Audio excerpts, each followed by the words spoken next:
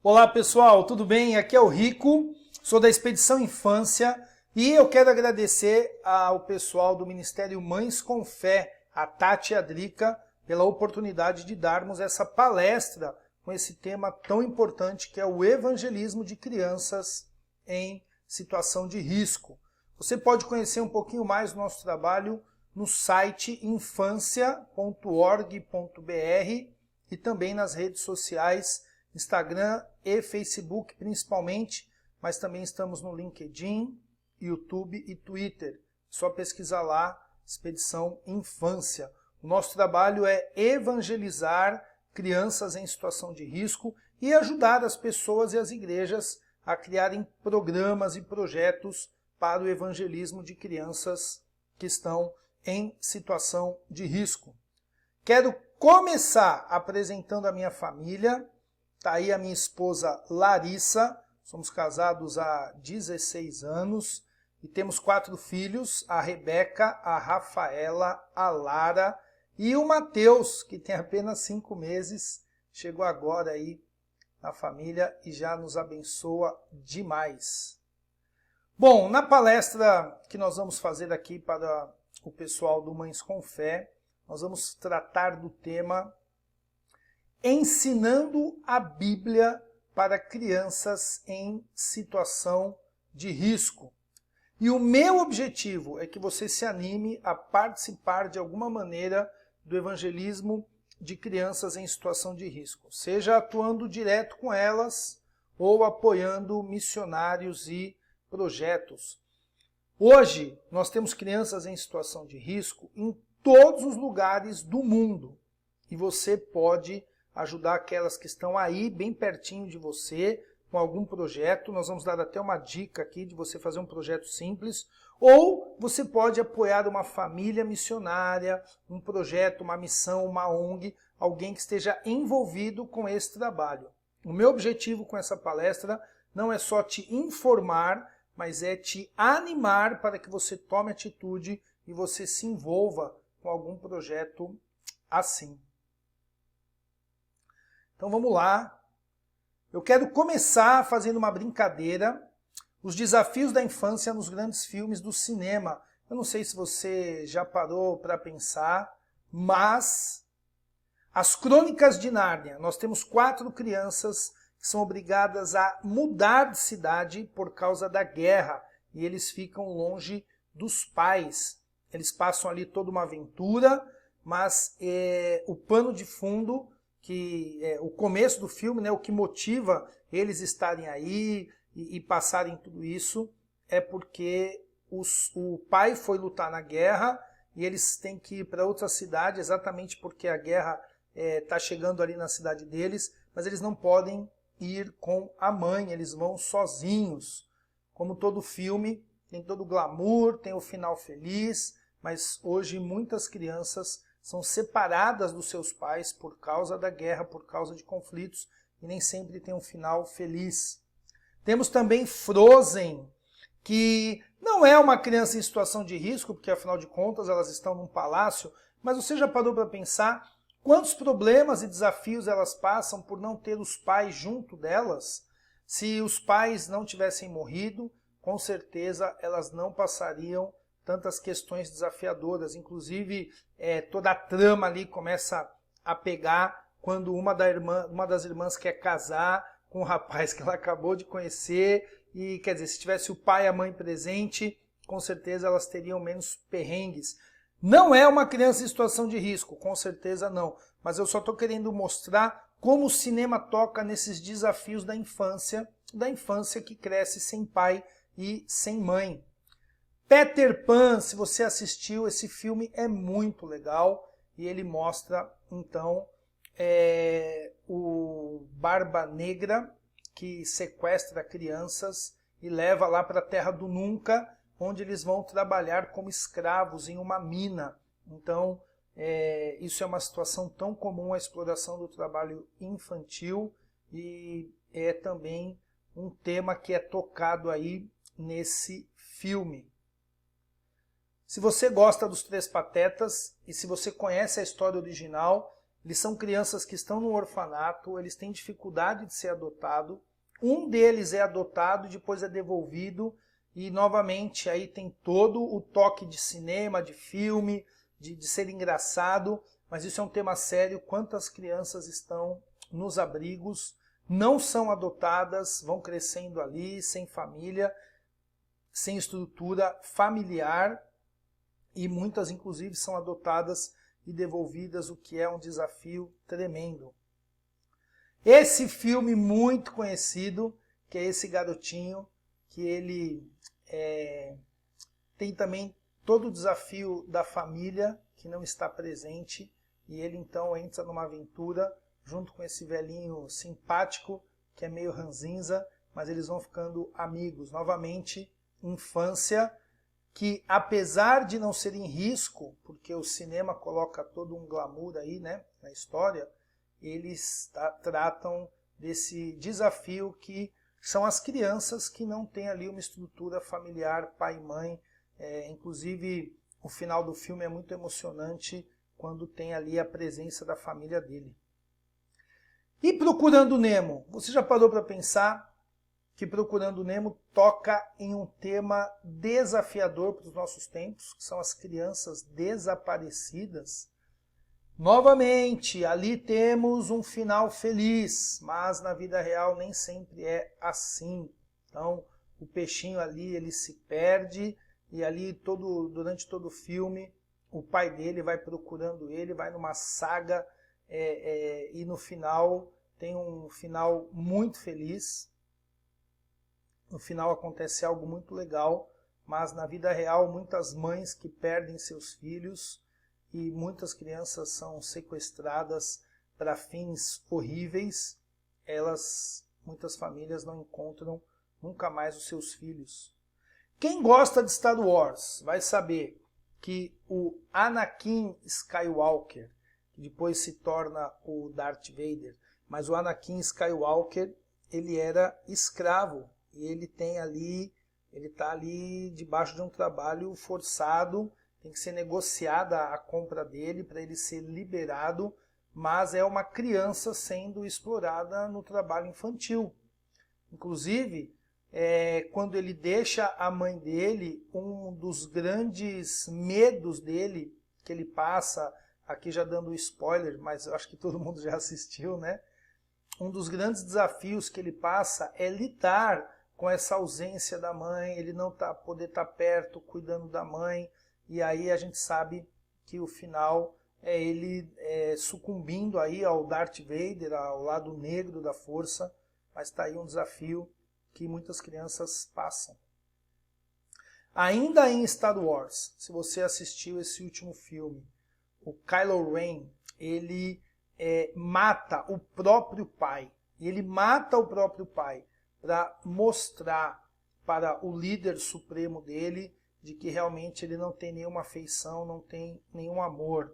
E sabia que muitos conflitos na África, os soldados mirins, eles são sequestrados, eles são obrigados a assassinar os próprios pais, exatamente para destruir toda ideia de afeição, de amor, e gerar nele ódio. Então, aqui estão alguns exemplos, e a gente poderia talvez encontrar outros, mas de temas da infância que são encontrados aí nos grandes filmes. Talvez passe desapercebido, porque tem todo o glamour do cinema, tem o final feliz, tudo é lindo e maravilhoso, mas na vida real nem sempre é assim. Inclusive, nós podemos conhecer isso olhando para as crianças em situação de risco que estão na mídia. Como 10 mil crianças imigrantes sumiram sem deixar rastro na Europa. 77,2 mil crianças estão em situação de vulnerabilidade social em São Paulo. Essa é uma pesquisa que a Visão Mundial fez e mostra as crianças em situação de risco, situação de vulnerabilidade somente na cidade de São Paulo. Inclusive o Fantástico fez uma matéria muito legal, você pode buscar aí, pesquisa com crianças de rua no centro de São Paulo revela fome e violência, que mostra... É uma matéria a respeito dessa pesquisa que foi feita, e aí você pode conhecer um pouquinho mais. Enquanto os pais deixam a Venezuela em busca de emprego, quase 1 milhão de crianças são deixadas para trás. Olha aí, crianças sem a estrutura familiar, só que não tem o glamour do cinema e não tem o final feliz, infelizmente. Centenas de crianças venezuelanas estão sozinhas no Brasil, alerta ONG. Os pais enviam as crianças sozinhos. E não tem nada mais, não tem nada pior nesse mundo do que uma criança fora de uma estrutura familiar que esteja cuidando e protegendo ela. Filhos do Califado, a difícil reabilitação dos soldados mirins no Estado Islâmico.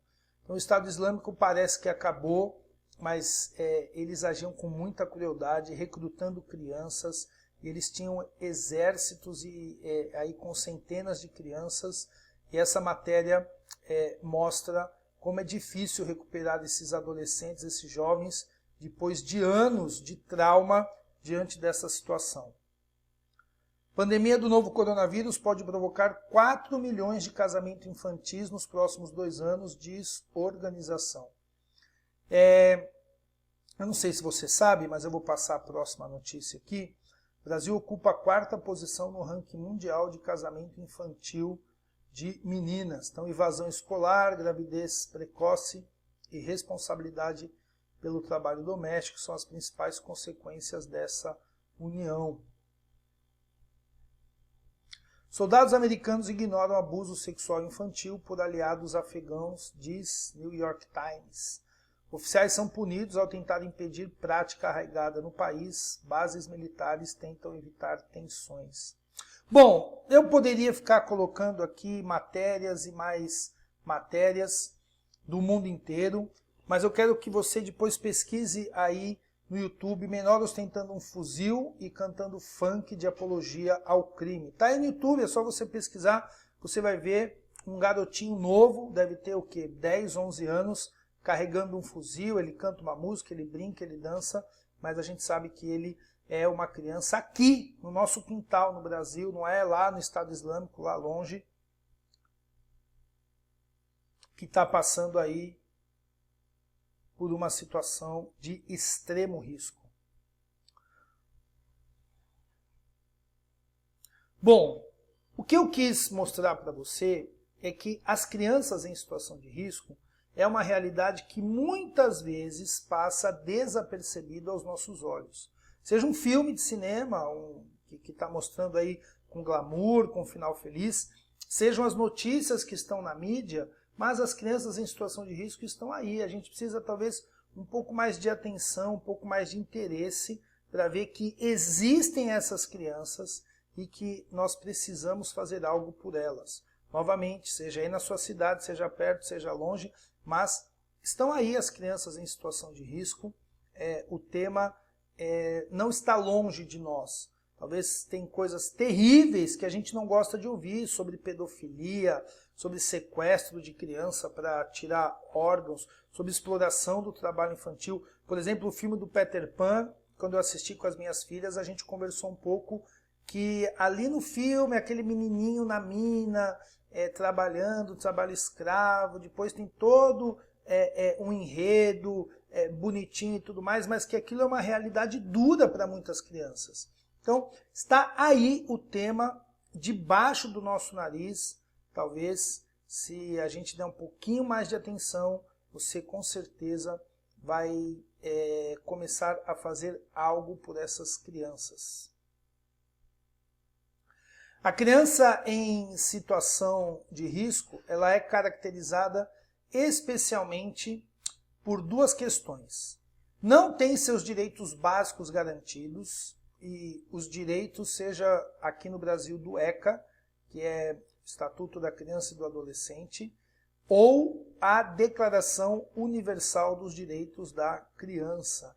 Então a criança tem direito a ir e vir, a criança tem direito à saúde, à educação, até a brincar. Sabia que brincar é um direito garantido para a criança, e muitas crianças então não têm esses direitos, então isso a torna que ela esteja em uma situação de risco.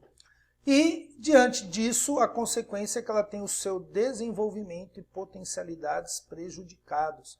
Então, ela não cresce como qualquer outra criança, se desenvolvendo normalmente e tendo aí todo o seu potencial de ser alguém na vida, de ser um jovem, ser um adulto que vai ter aí a sua vida normal. Muitas vezes a gente vê tantas crianças hoje e a gente não imagina, a gente não sabe o que vai ser o dia de amanhã. Então as crianças que não têm os seus direitos básicos garantidos realmente passam por esse desafio no presente e no futuro. A ausência de família estruturada e a pobreza e a miséria são dois fatores que levam a essas questões que nós estamos falando. Principalmente a questão da família. Esse é um grande desafio. Eu sempre falo que as igrejas, quando vão para as comunidades carentes, têm que trabalhar o tema família, porque a ausência de uma família estruturada é o que prejudica muito a garantia dos direitos da criança e do adolescente. E a pobreza e a miséria, que com certeza ajudam demais todos os riscos para a infância. Mas olha só que interessante. Talvez você saiba ou até conheça alguém que está numa situação de pobreza, mas ele tem uma família estruturada, tem uma mãe que dá atenção, tem um pai que cuida, tem alguém que está trazendo para casa ali uma comida de maneira honesta, ainda que seja arroz com ovo ou arroz com arroz. Mas quando ele não tem a família e junta com a questão da pobreza, aí a situação fica pior ainda. Porque ainda que a criança esteja morando na rua, mas se ela tem um pai e uma mãe cuidando dela, ela está bem melhor do que uma criança que está na rua, está em outro lugar e não tem essa estrutura familiar.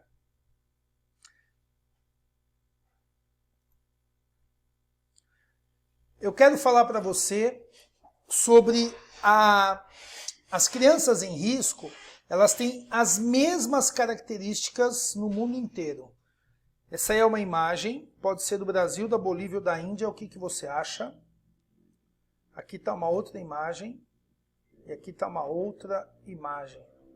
Nós vamos ver aí situações semelhantes. E aí? Aqui é Brasil, Bolívia ou Índia? E aqui? E aqui? Então, essa é no Brasil, essa é na Índia e essa é na Bolívia. Mas se nós tirarmos os países aí que estão tão distantes, tão longe um do outro, talvez você pudesse confundir e dizer que é o mesmo lugar. As crianças em risco formam um grupo de povo com maneira similar não só de vida, mas de pensamento e visão do mundo. Esteja ela em qualquer parte do planeta, ela tem o mesmo perfil. Elas formam um grupo de povo dentro das cidades. Esse é um conceito missionário das tribos urbanas. Então, dentro das cidades, especialmente das grandes cidades, elas formam um grupo de povo. Elas não estão necessariamente agrupadas no mesmo lugar, mas elas estão passando pelos mesmos riscos, elas estão nessa situação de risco pelos mesmos motivos e elas estão sujeitas a um futuro incerto e talvez terrível da mesma maneira. Então a criança em risco está lá longe, mas também está aqui bem perto de nós. A boa notícia, existem várias maneiras de você se envolver com elas e ajudar. Novamente, busque uma missão, busque uma família missionária. Nós temos aqui no Brasil alguns desafios muito grandes no Nordeste, na região Norte, no Rio de Janeiro, que a gente trabalha em comunidades carentes, e em outras cidades, o Sudeste Asiático, o continente africano. Busque uma missão, busque uma família missionária para você poder se envolver com o evangelismo dessas crianças. Suas necessidades são iguais: ouvir a palavra de Deus e receber ajuda humanitária. E aqui é um ponto que eu vou falar um pouquinho mais, porque quando nós pensamos em crianças em situação de risco, imediatamente nós imaginamos somente as questões humanitárias. Imediatamente nós imaginamos somente as questões de necessidades humanas. E esquecemos, porque na verdade a necessidade humana ela é tão gritante que nós esquecemos que elas também precisam ouvir a palavra de Deus. Então é bom lembrar que as crianças elas têm essas duas necessidades: ouvir a palavra de Deus e receber ajuda humanitária. A palavra de Deus promove justiça. Vamos para a Bíblia um pouco? Eu quero ler com você Deuteronômio, capítulo 15, versículos 7 a 10. Tá aí, eu já deixei aqui separado. Começa aqui, ó. Se, contudo, houver algum israelita pobre em suas cidades, quando chegarem à terra que o Senhor, seu Deus, lhes dá, não endureçam o coração e não fechem as mãos para eles. Ao contrário, sejam generosos e emprestem-lhes o que for necessário. Não sejam mesquinhos, nem se recusem a emprestar alguém, só porque o ano do cancelamento de dívidas está próximo. Se vocês se recusarem a fornecer um empréstimo à pessoa e a pessoa necessitada clamar ao Senhor, vocês serão considerados culpados de pecado. Deem aos pobres com generosidade e não com má vontade, pois o Senhor, seu Deus, os abençoará em tudo que fizerem. Aqui ele está falando a respeito do ano do perdão das dívidas, do jubileu. Você pode estudar depois um pouquinho mais, mas eu não quero entrar aqui nos detalhes teológicos desse texto, fazer uma exegese aprofundada, mas é só mostrar como Deus, desde sempre, desde o começo, quer promover a justiça, e isso tem a ver com a maneira que nós olhamos e ajudamos as pessoas necessitadas. Vamos ler Êxodo 22, 21 e 23, 9. Vamos lá. Êxodo 22, 21. Tá aqui, ó. Essa aqui. Não maltrate nem oprima os estrangeiros. Lembre-se que vocês também foram estrangeiros na terra do Egito. E agora o 23, 22.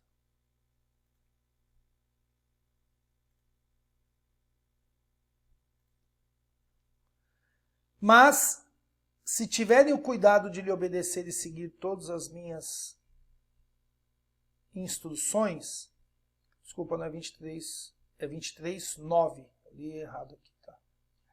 Eu estava lendo o versículo de baixo aqui. Não explore os estrangeiros. Vocês sabem o que significa viver em terra estranha, pois foram estrangeiros no Egito. Eu vejo a preocupação de Deus, tanto com o povo de Israel, que não houvesse pobreza entre o povo de Israel. Eu não estou falando aqui de uma sociedade igualitária, de socialismo, nada disso, longe disso, na verdade. Eu não creio que Deus apoie essa ideia do socialismo, de todo mundo ter igual, até porque isso aí é uma grande balela, né? Porque o socialismo não é isso, nunca foi. Mas Deus sempre quis e Deus sempre teve interesse de que não houvessem pessoas pobres. Então é diferente. Mas não só com a questão do povo judeu, mas a preocupação também com os estrangeiros, aqueles que não eram judeus. Deixa eu ver aqui. Deixa eu fechar essa câmera. Vamos ver aqui uma outra passagem que está lá em Levítico 23, 22. Falando aqui de Velho Testamento. Quando fizerem a colheita da sua terra, não colham as espigas nos cantos dos campos, e não apanhem aquilo que cair das mãos dos ceifeiros. Deixem esses grãos para os pobres e estrangeiros que vivem entre vocês. Eu sou o Senhor, seu Deus. Então veja bem, Deus sempre desejou um mundo justo. Deus não queria pobreza no meio do povo de Israel, e Deus queria que o povo de Israel também tivesse um olhar de caridade, de apoio àquele que era mais necessitado. Agora olha só que interessante, vamos comparar Deuteronômio 15:4 com 15:11. Então vamos voltar lá em Deuteronômio capítulo 15, versículo 4, que diz o seguinte: Não deverá haver pobres entre... Não deverá haver pobres entre vocês, pois o Senhor, o seu Deus, o abençoará grandemente na terra que lhes dá como herança. E olha só o que ele fala no 11. Sempre haverá pobres na terra, por isso ordeno que compartilhe seus bens generosamente com os pobres e com os outros necessitados da sua terra. O nosso objetivo não é acabar com a pobreza e a miséria. Veja que Deus diz, olha, eles não devem existir, animando as pessoas a ajudar. Mas, ao mesmo tempo, Deus também diz que eles sempre estarão ali. Aqui no versículo 11, sempre haverá pobres na terra. Então, ainda que aqui, especialmente olhando para o Antigo Testamento, tenha toda uma questão muito específica com o povo de Israel, a maneira que eles deveriam existir como nação, a maneira que eles deveriam cuidar um do outro ali entre os judeus, e também a maneira que eles deveriam olhar para os estrangeiros. Agora, é muito importante lembrar que o nosso objetivo, pensando hoje, deve ser estar lá para ajudar a eles, ajudar os necessitados. Nós não vamos acabar com a pobreza, nós não vamos acabar com a miséria, nós não vamos acabar com as crianças em situação de risco. E para isso eu tenho uma leitura muito legal, que é o comentário de Sproul sobre João 12:1-8. João 12:1-8 é aquela passagem que a moça unge Jesus e Judas fala assim, olha, esse perfume é tão caro, você poderia vender e dar para os pobres. E aí Jesus fala, não, os pobres vocês sempre terão com vocês. E aí essa passagem muitas vezes ela é usada para a gente negligenciar o trabalho com os pobres. Então ali a gente sabe primeiro que Judas não estava interessado nos pobres, porque fala que ele roubava o dinheiro da bolsa, mas ali era um ato único, Jesus encarnado estaria ali, aquilo não ia acontecer de novo. Então Jesus, quando ele diz os pobres sempre estarão com vocês, inclusive essa é a mesma fala que temos lá em Deuteronômio, talvez ele não queira dizer que a gente não tem que fazer nada com eles, mas que a gente deve sim, como tem de Gênesis e Apocalipse, mover o nosso coração para ajudar essas pessoas, especialmente as crianças em situação de risco, sem a preocupação de que vamos acabar com a pobreza, vamos acabar com as crianças em situação de risco. Por isso que eu digo para você que eu quero ler aqui, cadê? Eu separei aqui. Olha só, deixa eu ver aqui, deixa eu aumentar. É esse livro aqui que chama O Fim da Pobreza, o Evangelho, a Nova Criação e a Necessidade de um Salvador, Vida Nova. Ao nos contar que, na verdade, os pobres estarão sempre conosco, talvez Jesus esteja tentando ajustar nossas expectativas em relação a cuidar dos pobres. Talvez todo o objetivo dele, pelo menos no que se aplica aos pobres, era de que pudéssemos manter o foco em fazer o bem onde pudermos. Em seu comentário sobre o Evangelho de João, Sproul compartilha a história de um ministro que trabalhou por décadas na cidade de Cleveland, Ohio, servindo os pobres, oprimidos e viciados. Esse ministro tinha um pastor auxiliar após o outro, pois nenhum deles permanecia mais de cerca de 2 anos. Naturalmente, Sproul ficou curioso, então perguntou, por que eles não permanecem? Desilusão, foi a resposta. Eles saíam...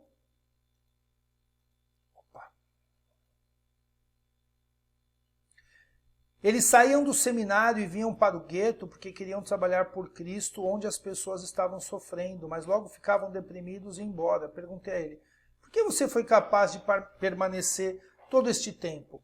Ele disse, por causa das palavras de Jesus, sempre tereis os pobres convosco. Repliquei, Toda vez que eu vi alguém mencionar esse texto, ele foi citado como uma desculpa para negligenciar os pobres, não para ministrar a eles. Olha que resposta espetacular. Então ele disse, bem, está aqui. O que eu entendo que Jesus quis dizer é que nunca serei capaz de eliminar a pobreza. Portanto, quando cheguei aqui, não tinha expectativa de que resolveria todos esses problemas. Nunca pensei que eliminaria a pobreza ou me livraria do tráfico de drogas ou acabaria com o desemprego entre os membros da minha congregação.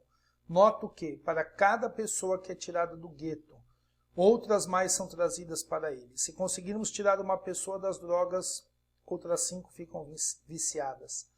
Minha missão não é me livrar dos pobres ou de todos esses problemas. Minha missão é ministrar para as pessoas que estão sofrendo, enquanto elas estão aqui e enquanto eu estou aqui.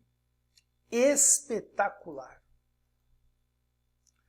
Nosso objetivo deve ser estar lá para ajudar eles, ajudar a conhecer a palavra de Deus, ajudar em suas necessidades básicas. Por que eu digo isso? Eu já ouvi muitas pessoas falando, mas a pobreza sempre vai estar aí, sempre vai ter criança nas ruas. Ou então falando, mas eu vou lá fazer uma atividade, eu vou lá ler uma história bíblica, ou levar uma ajuda para essa criança, eu estou colaborando com a miséria para manter essa criança na rua.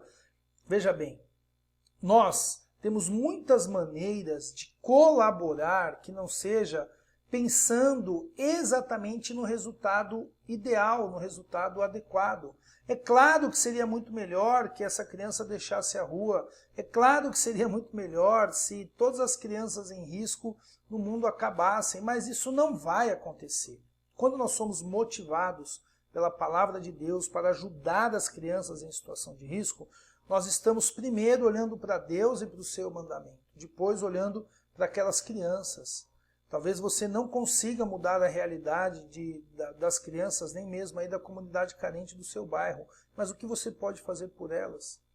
Como você pode ajudá-las? Como você pode estar perto delas? Principalmente na parte da educação, ajudando elas a serem educadas na palavra de Deus e terem ali um bom desenvolvimento na sua escola. Talvez você não vá mudar a vida de 10, de 20, de 30 crianças, mas talvez possa mudar de 1 ou de 2. Então a gente não pode trabalhar com os dois extremos. E quais são eles? Eu não faço nada porque, afinal de contas, isso é problema do governo, isso não é problema meu. Mas o outro extremo também é ruim, quando diz assim, mas a gente não vai conseguir mudar a vida de todas as crianças. A gente não vai conseguir tirar essas crianças daí. E aí a gente acaba não fazendo nada. Então que você possa se mover, como aquele ministro do Evangelho disse, olha, se a gente tirar uma pessoa das drogas, outras 5 vão entrar. Mas o meu objetivo é simplesmente estar aqui, enquanto eles estão aqui, e ministrar a vida deles. Gosto muito dessa palavra, desse livro.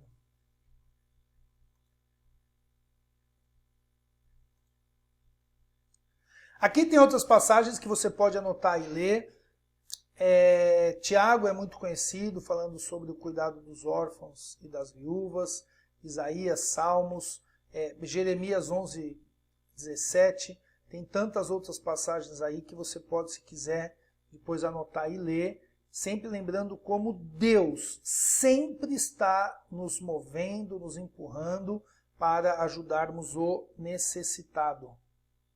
Lembrando que nós não vamos mudar a pobreza, mas que nós podemos fazer muito enviando ajuda humanitária e não podemos perder o foco na pregação da palavra de Deus. Isso é uma coisa extremamente importante. Atos 6, onde nós vamos ver ali na igreja, é um equilíbrio entre fé e obras.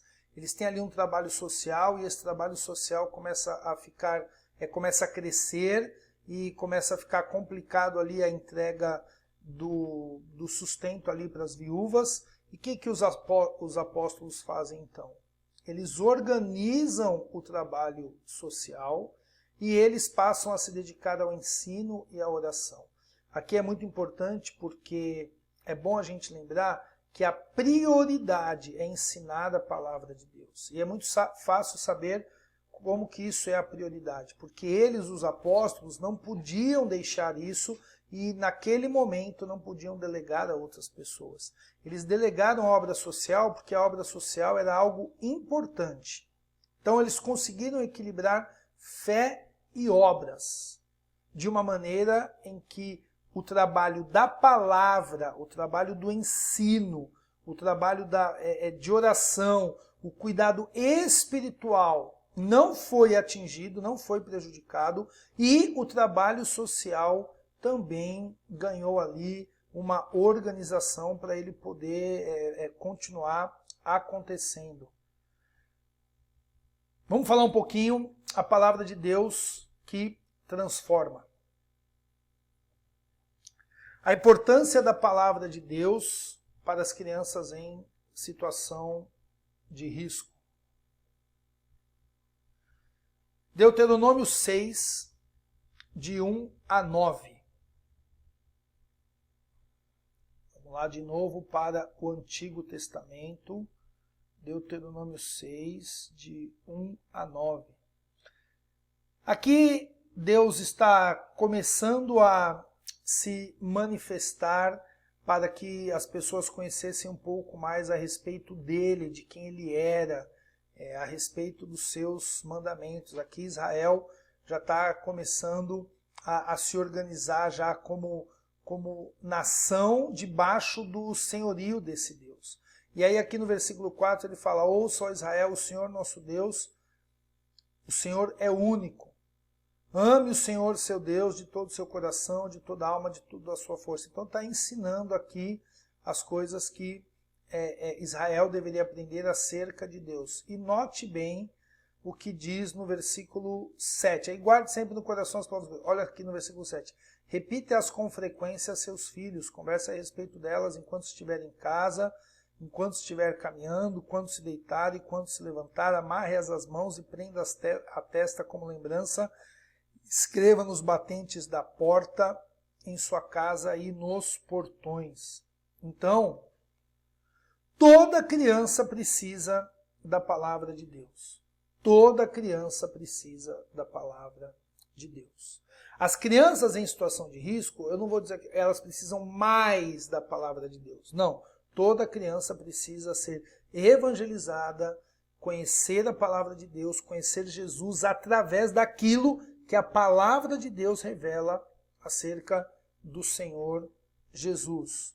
Agora, a criança em situação de risco, por causa dessa situação que ela está, a palavra de Deus vai fortalecer a sua vida e mostrar o caminho da salvação. Essas crianças precisam ser salvas, e elas precisam ser salvas através de Jesus, da sua obra redentora, que elas vão conhecer através da pregação do Evangelho. Como eu falei lá de Atos 6, muitas vezes o trabalho social ele ganha uma ênfase muito grande. E é importante, as crianças precisam de ajuda humanitária. Mas as crianças não precisam apenas de ajuda humanitária, elas precisam conhecer a palavra que vai salvar a vida delas. Então é importante que a gente ensine a palavra de Deus para as crianças, e neste caso, para as crianças em situação de risco, para que elas também conheçam Jesus e o Evangelho da salvação. Importante para combater ideias erradas sobre a vida e sobre Deus.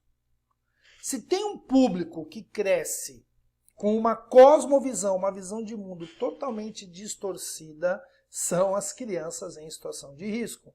Eu fui missionário há algum tempo na Bolívia e nós trabalhávamos com crianças que estavam dentro do presídio com os pais. Essas crianças cresciam achando que o errado era o certo. Quantas crianças a gente foi conversar e a gente via que elas se animavam muito mais com coisas, com crimes, com coisas erradas.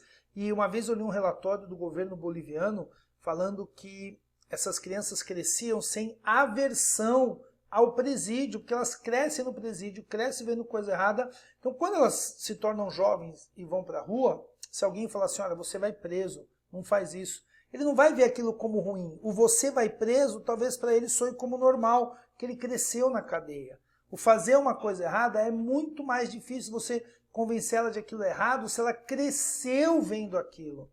E o contexto de pobreza tem exploração sexual, exploração do trabalho infantil, crime, tem tantas coisas horríveis onde a criança vai crescendo, vai vendo aquilo e vai achando que aquilo é normal. Eu trabalho numa comunidade carente hoje, na cidade de Marília, que é onde nós moramos, e eu vejo crianças, jovens, adolescentes, já usando drogas, já envolvido com drogas, garotos de 11, 12 anos, já fumando maconha. E por quê? E ele está crescendo assim, achando que está tudo ok, que aquilo é tranquilo. Então, a palavra de Deus vai ajudar ele a ter uma visão correta a respeito das coisas da vida e principalmente a respeito de Deus. E por último, importante para reduzir o impacto negativo do contexto onde vive. Então, a criança que está em uma situação de risco, ela está tendo um impacto muito ruim, muito negativa por causa daquele contexto. Então a palavra de Deus, o ensino da palavra de Deus vai reduzir esse impacto. É mais ou menos como um coração onde está entrando sujeira e você está vindo com o sabão, a esponja do outro lado limpando e assim você está tentando reduzir o impacto negativo, porque tudo aquilo que ele aprende, seja porque ele vê, por exemplo, ou seja por palavras que ele escuta, está indo contra a palavra de Deus. Então a palavra de Deus ela vem para corrigir. E aí um salmo que eu gosto muito, Salmo 119:11, guardei a tua palavra no meu coração para não pecar contra ti. E aqui vai um lembrete importante. A criança em situação de risco precisa odiar o pecado da mesma maneira que ela precisa de um prato de comida, que ela precisa ir para a escola, que ela precisa ir para o médico, que ela precisa tomar vacina. Eu entendo que a necessidade da criança em situação de risco, às vezes ela é tão latente, tão gritante, que a gente pensa que fazendo a caridade a gente já está fazendo a obra de Deus completa. Mas não. A caridade por si só não é suficiente para anunciar a salvação em Jesus Cristo. Por isso que essas crianças precisam do cuidado humano, da ajuda humanitária, mas elas também precisam da palavra de Deus. Elas precisam, como diz aqui o texto, não pecar contra Deus. Elas precisam odiar o pecado. E isso só vai vir através do ensino da palavra de Deus e não apenas com caridades e ação social. As necessidades humanas das crianças em risco não podem ofuscar sua necessidade de salvação, de fé, de palavra. E veja bem, não tem que ter uma competição aqui, porque como está lá em Atos 6, eles se complementam, fé e obras. O que é mais importante? Para uma criança de situação de risco, as duas coisas são importantes. O que acontece é que, infelizmente, no mundo hoje, as necessidades humanas são supridas e a gente esquece de pregar a palavra de Deus, de discipular aquela criança, de ensinar o evangelho para ela. Então, novamente, as duas coisas são importantes. Eu acho que a palavra de Deus ela tem uma prioridade, ela não é mais importante naquela necessidade. A criança também é tão importante ela receber um prato de comida, ela receber um cuidado humano, mas ela tem uma prioridade porque nós não vamos estar apenas ajudando a criança no presente, o que temos que fazer, mas nós vamos estar ajudando a criança com algo eterno. Portanto, temos que nos envolver com o evangelismo das crianças em situação de risco. E a palavra de Deus pode ajudar em muitos temas, como por exemplo autoridade. Muitas crianças têm dificuldade com autoridade, são violentas, crianças que foram abusadas e estão cheias de marcas que a palavra de Deus pode ajudá-las. Orgulho, família desestruturada, complexos, crianças que são consumistas, crianças que mentem sem se importar com isso. Então é muito importante que a palavra de Deus pode corrigir e ajudá-la em todas essas questões. E aí você tem que pensar o que a Bíblia diz sobre este assunto. E ouvir a criança e ouvir a Deus. Então ouça a criança, conheça a criança, se aproxime dela. Porque só assim você vai poder entender quais são os desafios que essa criança está passando. E aí você vai ouvir a Deus e com a palavra de Deus ajudar essas vidas. Aí está um quadro do plano da salvação. Isso é algo muito importante que toda criança deve conhecer. O pecado nos afasta de Deus. E Jesus Cristo, através da obra redentora, nos reuniu com Deus novamente. Aqueles que creem no Senhor Jesus estarão reunidos com Ele por toda a eternidade. E aqui uma forma legal de você falar do plano da salvação é falar sobre Deus, sobre o pecado e sobre a salvação em Jesus. Então você pode falar sobre como Deus criou o mundo, tudo perfeito, puro, com um propósito maior, tudo em santidade, como Deus fez tudo isso, e tudo isso era muito bom, e como o homem falhou, o homem pecou, o homem então foi egoísta, foi desobediente, se desviou de Deus, mas essa história não termina aí. Aí veio a salvação em Jesus. Então Jesus ele nos resgata, ele perdoa, ele se entrega por nós. Então está aí uma maneira bem legal de você expor o plano da salvação em 3 palavras. Muita gente fala para mim, Henrique, eu não sei evangelizar, eu não sei falar de Jesus. Guarda essas 3 palavras. Deus, pecado, salvação. E tente desenvolver uma conversa onde você comece falando sobre Deus, sobre as coisas de Deus, como elas são boas, como Deus é amor, como Deus é perfeito e como existiu o pecado, como existiu a queda, como o homem se afastou das coisas de Deus, mas aí veio Jesus e salvou. Jesus morreu na cruz por nós. Então está aí uma maneira de você discorrer sobre o plano da salvação em 3 pontos. Eu nunca digo uma maneira simples, porque ensinar a Bíblia não é uma coisa tão simples, mas aqui é especificamente sobre o plano da salvação, você pensar aí nesses 3 pontos para te ajudar a ter uma conversa, a formar ter um conteúdo para poder ali discorrer com uma criança e falar a respeito de Deus para ela. Faça algo e comece hoje. Pessoal, normalmente, quando a gente se anima com alguma coisa, principalmente os crentes, eu sei que aqui no Mães com Fé tem muitas pessoas que não são cristãos, evangélicos, protestantes, mas no meio evangélico, eu sempre digo que nós temos que equilibrar conhecimento, entusiasmo e atitude. Talvez você seja um cabeção, você saiba um monte, você conhece bastante, e aí você se torna um jurado do Raul Gil. Você é aquela pessoa que só fica sentada na igreja dando opinião no trabalho dos outros.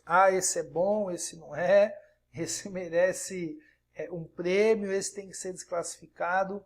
Então não seja apenas uma pessoa que conhece a Bíblia ou que conhece as necessidades do mundo, mas que não faz nada, só fica sentado dando opinião no trabalho dos outros. Porém, nós temos aquele outro perfil que eu chamo de chorão de louvor. Chorão de louvor é aquele que quando toca aquela música se emociona, chora, cai no chão, mas fica naquilo. Quando acaba o culto, a vida dele continua indiferente com todos. E veja bem, eu não tenho nada contra você se emocionar no louvor, você chorar, beleza. Se você se emociona e chora diante de uma música, se aquilo toca seu coração, não tem problema nenhum com isso, não existe nada de errado. O que eu estou te desafiando é que você não seja apenas um chorão de louvor. Porque se você está se emocionando diante de Deus, de uma música, de uma palavra, como você age quando acaba esse momento da emoção? Então que você não seja apenas um chorão de louvor. E tem o outro que é o bate-cartão, é aquele que até faz as coisas para Deus, mas ele faz de maneira automática, ele faz sem o fervor, sem a paixão, sem o envolvimento de alma, de coração. Então, aí está um desafio que você tem, que é equilibrar conhecimento, entusiasmo e atitude, para que você possa agir. Eu não sei se já te mostraram os 5 R's da ação missionária: romance, rotina, realidade, resiliência e redenção. Quando você vai se envolver em alguma ação missionária, você começa com romance. Nossa, vamos ajudar as crianças em situação de risco. Agora eu estou lá, você se imagina quase um Indiana Jones. Quando você começa, você entra numa rotina, porque o trabalho missionário é como outro trabalho que tem a sua rotina e você vai ver aquilo todo dia, e aí o seu ânimo começa a cair. E aí você cai numa realidade. Você vê que você não é o Indiana Jones, você não está mudando o mundo, você vai se deparar com inúmeros desafios, por exemplo, como evangelizar a pessoa e a pessoa não responder, a pessoa não querer seguir Jesus, querer continuar na vida dela, e aí muitos, então, diante dessa realidade, desistem. Mas aí tem mais 2 R's, que é a resiliência, é você passar por cima de todos esses desafios da realidade, e aí vem então a redenção, que é quando você entende que você tem que fazer a obra de Deus, independente do resultado esperado. Sim, eu quero mudar a realidade daquelas crianças, eu quero que elas aceitem Jesus, que elas sigam Jesus. Eu não gosto muito da palavra aceite Jesus, que elas sigam Jesus, eu quero mudar a realidade delas, mas eu não tenho como controlar o resultado. Eu tenho como ser fiel na pregação, como me dedicar, me empenhar. E no trabalho missionário, muitas vezes, eu já vi isso inúmeras vezes. O pessoal vai, no começo é aquele romance, tudo animado, estou indo para a favela, estou indo para a Cracolândia, estou indo para uma viagem missionária e não sei o quê, pá, e aquela coisa toda, mas daqui a pouco você vê que você cai numa rotina e numa realidade. Não tem emoção no começo, mas depois acaba a emoção. Acaba o fervor, talvez, mas o trabalho ele precisa continuar. Então que você, deixa eu mostrar aqui de novo, que você passe por esse gráfico aí dos R's da ação missionária e chegue então até o final. Na redenção é quando você faz o trabalho e às vezes você está animado, às vezes você não está, às vezes você está com fervor, às vezes você não está, às vezes vai ter resultado, às vezes não vai ter, mas você simplesmente faz porque você entende que Deus tem algo para você, um chamado, um desafio para que você vá lá se envolver. Você já parou para pensar que nós não devemos orar para perguntar para Deus se eu deveria fazer algumas coisas ou não? Você ora para Deus para perguntar se você deveria perdoar alguém? Deus, eu perdoo ou não perdoo? Você ora para Deus para perguntar se você deveria ter tempo de leitura bíblica? Olha, Deus, estou aqui orando e me dá uma direção. Eu leio a Bíblia ou não leio a Bíblia?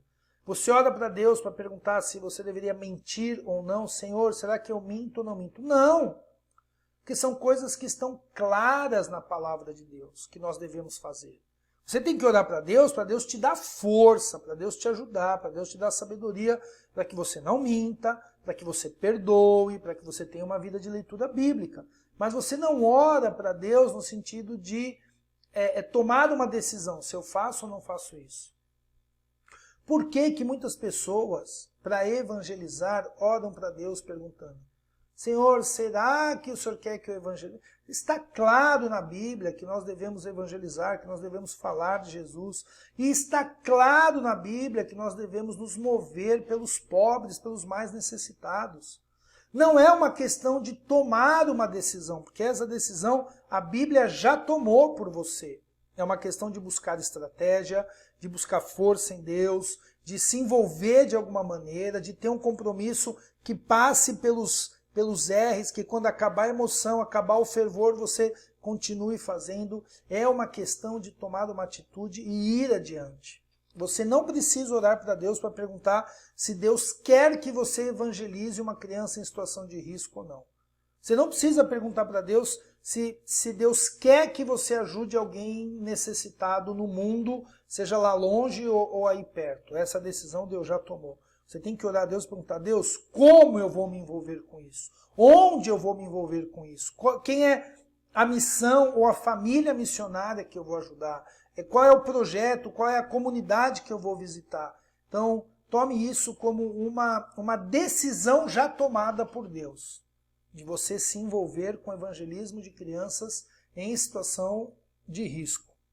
E, a partir daí, vá orar sim, que você tem que orar muito, tem que buscar muito a Deus lá de joelho, no seu quarto fechado, buscando nele estratégia, sabedoria, força, ânimo, resiliência, para que você então avance nesse trabalho.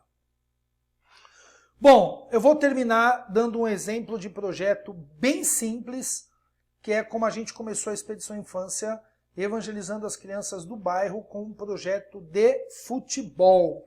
Então, se aí no seu bairro tem um campinho, tem uma comunidade carente, eu vou passar aqui rapidamente algumas dicas para você fazer um trabalho aí na sua comunidade, aí no seu bairro, aí onde você está.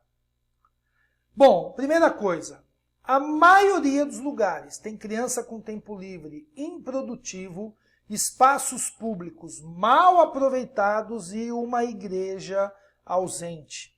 Com certeza tem um monte de criança nessa época agora de pandemia, se você estiver vendo esse vídeo, a criançada nas comunidades carentes estão tudo lá sem fazer nada e ninguém usa máscara, passa álcool em gel, nada disso. Eu tenho visto aqui onde trabalhamos que é quase que uma vida normal. Inclusive eu aprendi um termo, na quebrada quarentena é férias. Olha só, que eles estão vivendo praticamente ali normal, um tempo improdutivo. Mas mesmo quando acaba a pandemia, ou quando acabar essa pandemia, acabar esse tempo de isolamento, as crianças continuam com tempo improdutivo. E nós temos muitos espaços públicos mal aproveitados, escolas que você pode pedir para usar no final de semana, campinho, quadra, praças e, infelizmente, uma igreja ausente. Eu sempre digo, olha, todas as igrejas deveriam sair para o seu bairro para fazer alguma coisa e estamos lá. Criança com tempo livre improdutivo. E esse tempo livre improdutivo, ele vai produzir só presepada, só besteira. Criança na quebrada, nas comunidades carentes, se ele não estiver fazendo algo junto com você, se você não estiver lá jogando bola com ele, falando de Jesus, apoiando ele na escola, ajudando ele, aquele jovem, aquela jovem a ouvir a palavra de Deus, muito provavelmente ele vai estar fazendo alguma coisa, aprendendo alguma coisa errada. Se não tiver ninguém ensinando a Bíblia para ele, o mundão já está ensinando um monte de coisa errada. O futebol é cheio de boas analogias. Então no futebol ele aprende disciplina, respeito, regras, saber ganhar e saber perder, como cooperar em equipe, seguir instruções, tem um técnico ali dizendo o que fazer, ter metas e objetivos. Então o futebol é uma ótima maneira de você trazer para a criança analogias a respeito de coisas que são importantes na nossa vida. O futebol, quero destacar, ensina a respeitar regras, a ganhar e a perder. Ele vai aprender que tem um cartão vermelho se ele falar um palavrão, se ele bater em alguém, se ele machucar. Ensina ele a lidar com as regras. E também ensina ele a ganhar o troféu, a ganhar a medalha ou a perder de cabeça erguida. Então o futebol é uma ótima ferramenta para isso. O futebol ajuda ao fair play fora da quadra. Então quando a criança aprende esses bons valores na quadra, jogando bola, ela leva isso para os momentos que ela não está ali com a turminha jogando bola. O futebol é uma ótima ideia para a nossa época e contexto urbano. Você pode fazer futebol em qualquer lugar, onde você estiver. Se tiver uma criançada aí, é só você chegar com bola, alguns coletes. Se tiver trave, faz traves, não você põe uma pedra de cada lado, um chinelo e com certeza você vai ter aí uma turma animada para fazer um projetinho com eles. E ensinar o futebol abre o coração para aprender sobre a Bíblia, relacionamentos. Eu sempre digo que não é bem o futebol que é uma ferramenta, mas a amizade é uma ferramenta. Então, quando você faz um projeto, e aqui eu estou falando de um projeto simples, que é você ali no bairro, organizar uma turminha, jogar futebol com eles uma vez por semana, você começa a desenvolver um relacionamento. E aí você vai estar ensinando sobre futebol, fazer gol, tocar bola. Quando você for ensinar de Bíblia, a criança vai estar muito mais aberta para ouvir de você.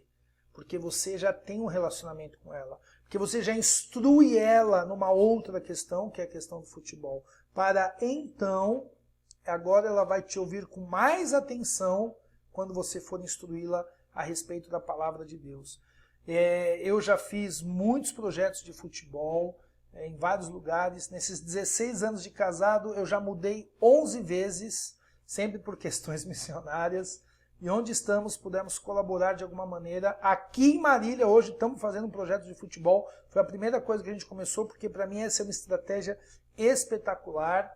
E digo para você, no começo a criança é meio estranho. Quem é você? Você está chegando aqui? Eu não sei quem é você. Então, se você for ensinar a Bíblia ali, vamos abrir a Bíblia, aqui diz assim, não sei o que, a criança talvez não vai dar muito atenção para o conteúdo, porque ela não te conhece. Mas quando você começa a jogar bola, criar relacionamento, fazer amizade, e ensinar várias coisas relativas ao futebol, e aí você vai abrir a Bíblia, essa criança vai parar e vai te ouvir de outra maneira.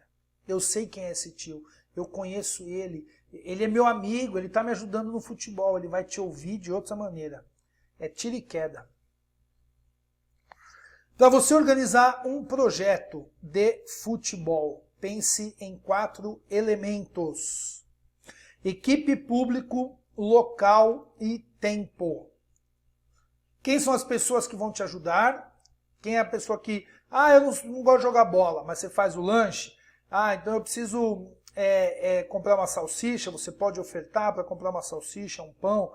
Eu não sou muito bom de cozinha, então eu quero ir lá, eu quero ficar com a prancheta anotando, eu quero ser a pessoa que faz o devocional bíblico, então você tem que ter uma equipezinha aí para te ajudar. Público, quem são as crianças que nós vamos alcançar? Pessoal, as viagens de impacto missionário são excelentes, são ótimas, aquelas viagens que você fica 10 dias, uma semana, faz aquele monte de evento e depois você vai embora. Mas eu quero te desafiar a ter um público fixo, a ter um público que você vai trabalhar durante 1 ano, 2 anos, 3 anos. Eu sempre digo que não tem problema você fazer uma viagem de impacto, onde você faz aquele evento para 300 crianças. Festa do Dia das Crianças, lá na favela, na comunidade carente, você junta aquele monte de criança, tem pula-pula, dá de comer, dá de beber, não sei o quê. Legal, temos que fazer isso. Mas a minha sugestão é que, em vez de você trabalhar um dia com um monte de criança, ou em vez não, você pode trabalhar um dia com um monte de criança, mas também pegue um grupo de crianças menores, talvez 20, 30 crianças, e trabalhe com eles por um longo tempo. Olha só, muitas crianças em um dia já tem um efeito legal porque você ensina a palavra de Deus. Agora imagina se você pegar poucas crianças e trabalhar com elas por um longo período. Te garanto que vai ser uma bênção. Local, aí você tem que pensar uma comunidade carente, uma favela, uma criançada que mora ali embaixo da ponte, e se tem um campinho, uma quadra, ou se tem algum lugar que você pode fazer um futebol. E o tempo, você tem que determinar aí, olha, tal dia, tal hora, nós vamos estar aqui. Então, quando você for pensar em um projeto, pense nesses 4 elementos antes de começar. Quem é a minha equipe, qual vai ser o público, qual é o local e qual é o tempo. E o público ele vai se ajustando, porque quando você começa um projeto, talvez venham muitas crianças e depois algumas abandonem, ou, como aconteceu comigo aqui em Marília, começaram a vir poucas crianças, aquilo que eu falo é de conhecer quem é esse cara que chegou aqui jogando bola com a gente. Hoje a gente começou com umas 20, 30, hoje nós temos quase 100 crianças que participam do projeto. Aí está uma sugestão, equipe você e mais 3 pessoas, o público vai ser as crianças de uma favela próxima, o local vai ser um campinho ali na própria comunidade e a atividade vai ser todo sábado das 10 ao meio-dia. E aqui uma sugestão de atividade. Então você vai fazer aqui 10 minutinhos de uma recepção, onde você vai dar um bate-papo, avisos, uma oração inicial. Você pode até ter um louvorzão aqui. Você vai ter jogo, aí futebol mesmo, treino, jogo, o tempo que a criançada vai jogar bola, que é o que eles mais gostam. Depois você vai ter o estudo, o ensino bíblico, mais 10 minutinhos, onde eles sentam e você ensina a palavra. Galera, é muito importante. Abre a Bíblia e ensina a palavra de Deus para elas. Conta uma história, lê a Bíblia para eles, explica aquele trecho que você leu, ajuda a criança a entender como colocar em prática. E nem sempre é possível, mas eu gosto da ideia de pequenos grupos, onde você senta com as crianças e tira dúvidas e ajuda na aplicação. Veja bem, nem sempre você vai ter uma equipe grande. Então, de repente, esse pequeno grupo você vai adaptar para fazer um tempo de bate-papo. Mas o que eu quero dizer é o seguinte. Primeiro você tem um tempo onde você ensina a palavra de Deus para as crianças. Elas estão sentadas ouvindo, você está com a Bíblia aberta explicando. E depois você vai ter um momento onde você pergunta, interage, tira dúvidas. Olha, você entendeu? Principalmente a parte da aplicação. Você vai pegar aquele princípio bíblico, como que eu aplico aquilo no meu dia a dia, na minha vida, quando eu estou na minha casa, com a minha família, com os meus amigos ou na escola.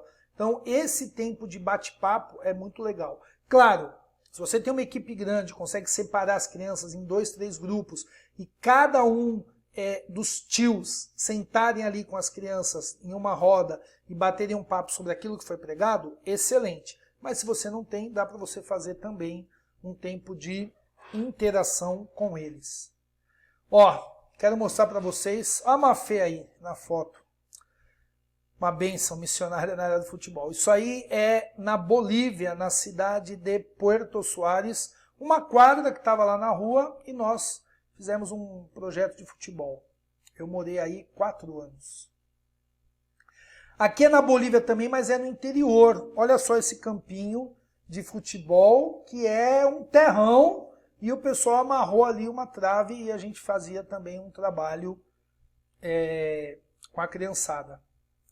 Aqui é numa favela em Salvador, na Bahia. Lugar maravilhoso. Se tiver algum baiano aí assistindo, um forte abraço. Falando em Bahia, aqui é Quijingue, interior da Bahia. Foi uma viagem missionária que nós fizemos de impacto. E aí treinamos a igreja para que continuasse. Isso aí também é uma quadra pública. Isso aqui é um campinho de terra que tinha ali na favela e ali é uma quadra. A gente fez em Quijingue, Tucanos, eu não lembro mais outras cidades, mas foi uma viagem muito gostosa, muito abençoadora, lá na Bahia. Povo baiano, show de bola.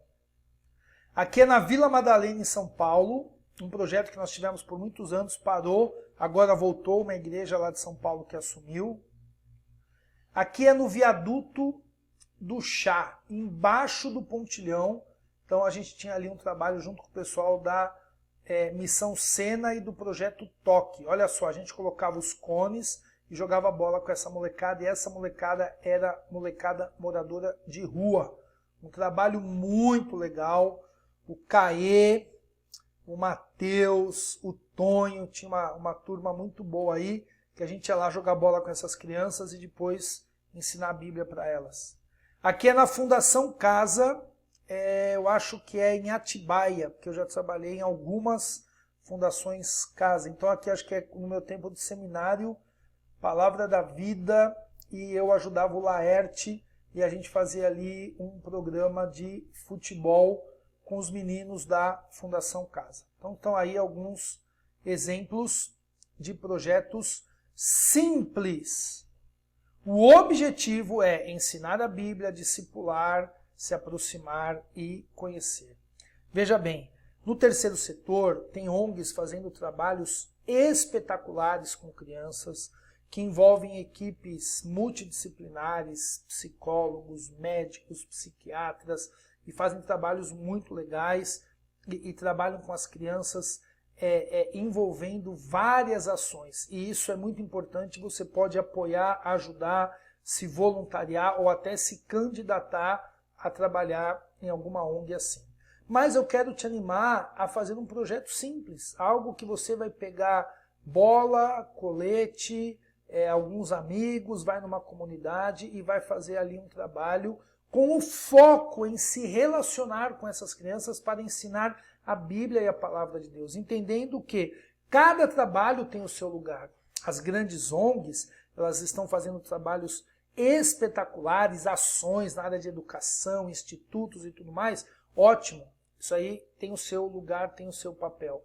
Mas você também pode fazer a diferença ensinando a palavra de Deus em um projeto simples.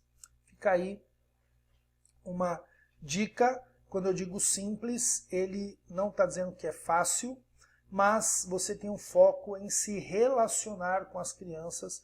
Esse é seu alvo, fazer amizade para que você possa ensinar a palavra de Deus. Conte conosco da Expedição Infância para começar um projeto simples aí no seu bairro.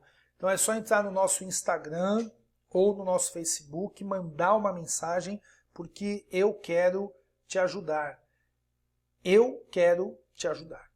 Rico, aqui no meu bairro tem uma criançada, numa comunidade, tudo, e eu tenho vontade de fazer alguma coisa, eu não sei o que fazer. Manda uma mensagem, nós vamos te ajudar. Na Expedição Infância, nós conseguimos até te mandar algum material de evangelismo e material esportivo.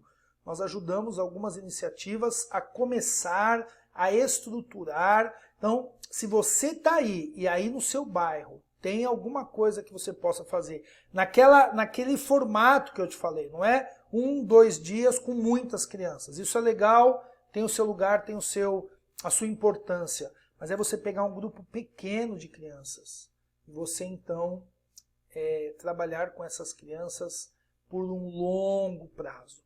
Nós da Expedição Infância queremos te ajudar, estou à disposição, até, dependendo da nossa conversa, podemos até te mandar aí os recursos, tanto um kit para você trabalhar com futebol, que vai colete, bola, apito, prancheta, tudo isso que você precisa, mais um material de evangelismo para você falar de Jesus para as crianças. E aí temos um manualzinho, enfim, se você quer fazer algo, você mesmo, um projeto simples, uma iniciativa que seja simples, mas seja com muito amor, com muita dedicação, que tenha um foco em poucas crianças por longo prazo, por favor, me procure que nós vamos te ajudar. Bom, espero que eu tenha cumprido esse objetivo, pelo menos com algumas pessoas, que você tenha se animado a participar de alguma maneira do evangelismo de crianças em risco, atuando direto com elas e também apoiando missionários e projetos.